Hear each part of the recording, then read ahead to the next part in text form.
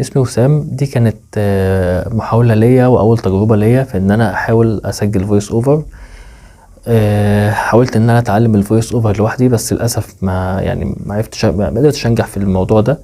فكان عليا إن أنا أدور على مدرب يكون شاطر، يكون متخصص في الفويس أوفر وفي نفس الوقت متخصص في الأداء التمثيلي أكتر، لأن أنا بحتاج حاجة زي كده في شغلي. من خلال بحثي يعني على الحاجات دي وصلت للأستاذ مايكل تدرس.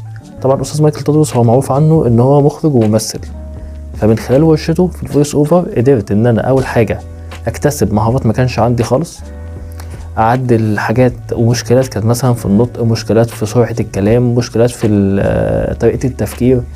يعني ما كانش بس مجرد فويس أوفر، هو اداك خبرة حياتية كاملة وقال لك إزاي توظفها، وأنت عليك إنك توظفها دلوقتي وتستفيد منها. بس دايما اشتغل على نفسك، دايما اتعلم. من لا يتجدد يتبدد.